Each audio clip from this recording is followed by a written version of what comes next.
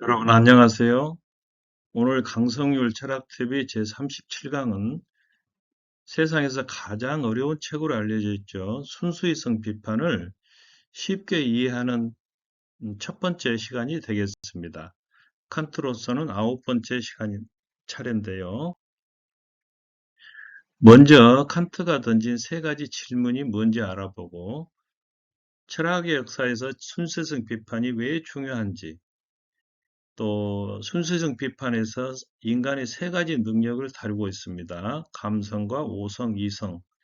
그것에 대해서 좀 알아보겠는데 이 시간은 주로 감성에 대한 부분이 되겠습니다.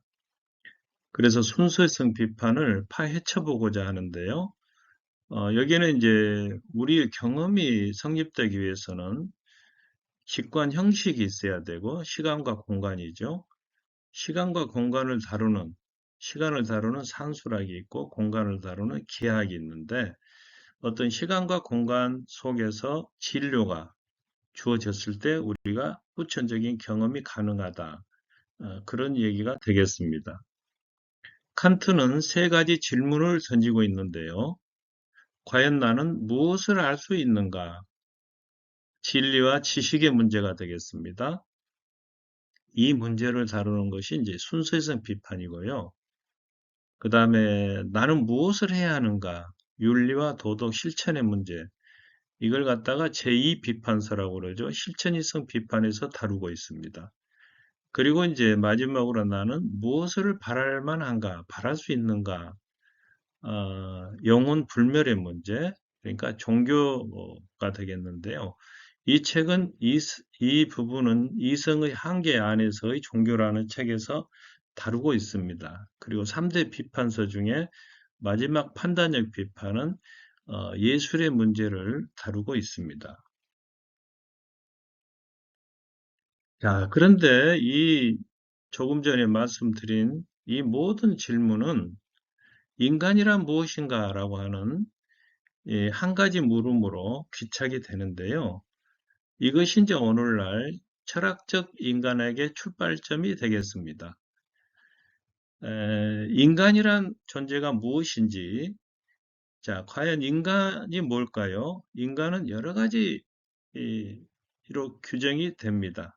어느 측면에서 보는가에 따라서 물리적, 생물학적, 화학적, 또 육체적, 또 종교적, 사회적 여러 가지 관점에서 접근이 가능한데 철학적 인간학이라고 하는 것은 그 모든 것을 종합하는 그런 입장이 되겠습니다.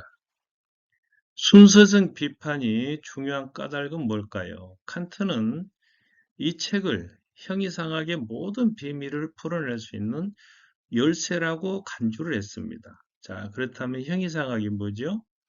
메타피직스의 번역어인데요.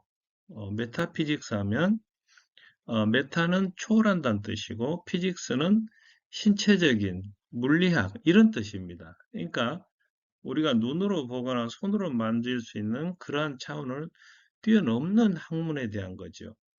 그러니까 이 세상에 많은 것들이 존재하는데 그 존재자 하나하나를 다룬 게 아니라 그것들이 있게 된 근본 원리와 그 원인을 탐구하는 거죠.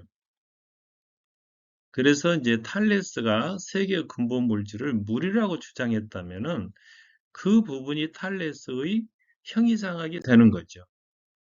또 헤겔이 세계를 움직이는 근본적인 힘을 정신에서 찾았다고 한다면은 그것이 이제 헤겔의 형이상학이 되고 그걸 우리는 관념론이라고 부르는 겁니다. 반대로 칼 막스는 정신이 아니라 물질에서 그걸 찾았기 때문에 그를 유물론자로 우리가 보는 거죠. 이처럼 형이상학은 되게 관념적이고 추상적이고 그래서 어렵다는 느낌을 우리가 받죠. 더 나아가서 형이상학은 이제 신이나 영혼의 존재 같은 것도 다루는 학문으로 이렇게 인식이 되어 있습니다. 자, 순수이성 비판에 갖는 의의가 뭘까요?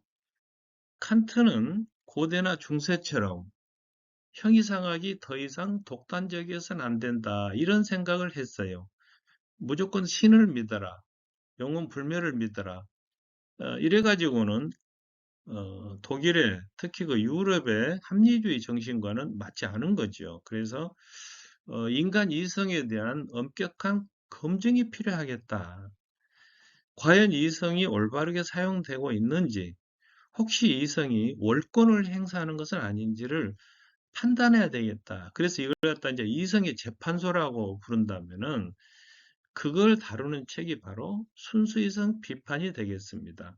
순수이성을 말하면 비판적으로 고찰한다. 이제 그런 뜻도 되겠죠. 칸트 철학은 이제 비판 철학이라고도 부르지만 선언 철학이라고 부릅니다. 트란스젠덴탈 필로소피에서 이 선언 철학이라는 용어는 칸트 철학에게만 해당돼요. 자, 그러니까 경험의 바탕을 두면서도 선천적 인식 능력으로서의 이성을 버리지 않는다. 유럽의 이제 근세 철학은 합리론자와 경험론자의 대립으로 이렇게 정리할 수 있겠는데요. 칸트는 이 두 가지를 종합하고자 했습니다. 모든 것을 100% 알 수 있다고 주장하는 합리론자의 주장도 조금 문제가 있지만 아예 그러한 것을 알 수 없다, 인식할 수 없다고 하는 경험론자의 주장도 문제가 있다는 거죠. 그래서 우리가 어떤 사물을 인식할 수는 있는데 그 인식에도 어떤 조건이 필요하다. 자, 이런 얘기가 되겠습니다. 칸트는 인간의 세 가지 인식 능력으로 감성과 오성, 이성을 들고 있는데요. 이것이 이제 순수이성 비판에서는 자, 감성을 다루고 있는 것이 선험적 미학, 다른 말로 선험적 감성론이라고도 합니다. 오성을 다루고 있는 것이 선험적 분석론, 이성을 다루고 있는 것이 선험적 변증론이 되겠는데요. 자, 감성이라고 하는 것은 어떤 외부의 사물을, 정보를 받아들이는 거고, 그것을 숙고해서 지식으로 만드는 것이 오성이고, 그보다 더 차원 높은 형이상학적인 어떤 의미를 규정하려고 하는 것이 바로 이성의 역할이 되겠습니다. 감성이라고 하는 것, 좀 더 구체적으로 말씀드리자면, 우리의 감각 기관을 통해서 밖에 존재하는 사물이나 일어나는 현상을 받아들이는 우리 자신 가운데 어떤 능력을 말한다. 자, 예를 들면은 개울물 소리를 우리가 들어요. 봄이면은 새싹이 돋아나는 걸 우리가 봅니다. 그러면은 이러한 것들을 받아들이는 모든 능력, 이걸 갖다가 이제 감성이라고 하는 거죠. 오성이라고 하는 것은 깨달을 오자입니다. 아, 이러한 것들을 이제 개울물 소리를 듣거나 새싹을 보거나 해서 봄이 왔구나. 이걸 깨닫는 거죠. 이것은 동물의 단계에서는 있을 수 없는 인간만이 갖는 고유한 능력이 되겠는데요. 불교에서는 도노란 말을 쓰죠. 갑자기 깨닫는 순간이 있어요. 산을 올라가서 두 계곡 사이를 뛰어넘을 때는 점진적인 즉 점호 단계로는 불가능하죠. 갑자기 뛰어넘는 것처럼 우리가 어떤 사유를 통해서 갑자기 깨닫는 단계가 있다는 거죠. 칸트는 이걸 갖다가 선험적 통각이라 이런 용어를 써서 부르고 있습니다. 세 번째 인간 인식 능력으로 이성을 들고 있는데요. 이성이라고 하는 것은 조금 전에 말씀드린 그런 것들이 근본적으로 어디에서 생겨났을까? 그리고 이 세계를 창조한 신이 과연 있는 걸까? 이러한 것들을 계속 궁리하는 겁니다. 그런데 문제는 여기에서 칸트가 말하는 이성이라고 하는 것은 우리가 보통 생각하는 상식적이고 일반적인 그런 이성이 아니고 그렇다고 해서 합리론자들이 말하는 선천적인 인식 능력도 아니에요. 그것은 뭐냐면 인간의 능력으로는 알 수 없는 것까지 쓸데없이 알려고 하는 좀 이상한 녀석이라 이런 얘기가 되겠습니다. 다시 이제 순수이성 비판을 조금 더 자세히 들여다보면 선험적 감성론을 미학이라고도 부릅니다만은 여기에서 이제 감성이라고 하는 능력을 다루고 있어요. 다시 설명드리면 감성이라고 하는 것은 뭐냐? 외부의 대상이 우리에게 작용함으로써 촉발되는 우리들 자신 가운데의 어떤 능력이다. 개별적인 대상에 대한 직접적인 표상을 우리에게 제공해 주는데요. 예를 들면 이러한 사물을 우리가 보고 만지고 함으로써 이 사물이 어떤 거라는 것을 어떤 느낌이랄까요? 어떤 일정한 감각을 우리에게 주는 거죠. 그걸 받아들이는 능력이 바로 감성이라고 하는 겁니다. 자, 예를 들어서 우리가 한 송이 장미꽃을 바라본다고 했을 때 밖에 있는 장미꽃이 우리의 눈을 자극해서 우리들 안에서 보는 작용, 시각작용을 일으켰다고 한다면은 이때 그 시각작용이 일으키는 우리들 안의 능력을 우리가 감성이라 이렇게 부를 수 있는 겁니다. 그렇기 때문에 감성 안에는 시각뿐만 아니라 청각, 후각, 미각, 촉각이 다 포함될 수 있겠죠. 자, 그렇다면 꽃은 어떻게 하여 우리 앞에 등장할 수 있었을까? 장미꽃은 우리 앞에 등장하기 위해서 일정한 시간이 있어야 되고 공간이 있어야 돼요. 그 시간이라고 하는 건 바로 지금, 공간이라고 하는 건 바로 여기. 지금이라는 시간적 규정과 여기라는 공간적 규정을 갖고 이 장미꽃이 우리 앞에 나타났기 때문에 우리가 그것을 볼 수가 있는 거예요. 그래서 공간과 시간이 또 중요한데 이 공간과 시간은 우리의 경험적 직관이 성립되기 위해서 없어서는 안 돼. 일종의 형식이라. 이렇게 이제 칸트가 봤다는 거예요. 그러니까 시간 공간을 선천적인 직관 형식으로 이렇게 파악을 했다고 하는 건데 그 중에서 공간은 밖으로 드러나기 때문에 외적인 것이고 시간이라고 하는 것은 1초, 2초, 3초 이렇게 우리 안에서 일어나기 때문에 내적인 직관 형식이라 이렇게 부르는 겁니다. 그리고 우리 모든 인간은 시간과 공간과 시간에 대해서 동일한 감성 구조를 가지고 있기 때문에 보편 타당성을 갖고 약속을 잡을 수가 있는 거예요. 시계탑 앞에서 만나자고 하는 몇 년, 몇 월, 며칠, 몇 시에 여기에서 만나자고 하는 약속이 가능하다고 하는 것은 그 공간과 시간에 대해서 모든 인간이 같은 감성 구조를 가지고 있기 때문에 가능하고 그렇기 때문에 시간과 관련된 산수학과 공간과 관련된 기하학도 비로소 학문으로서 보편적인 학문으로서 성립할 수 있다. 이런 이야기가 되겠습니다. 직관 형식이란 말이 앞에 나왔는데 사실 뉴턴식으로 얘기하면은 공간과 시간은 우리와 상관없이 그 자체로 있어야 되는 거예요. 그러나 칸트는 이것을 갖다가 우리 안에 끌어들인 거예요. 우리 인간의 정신 구조 안에 이미 들어있다는 겁니다.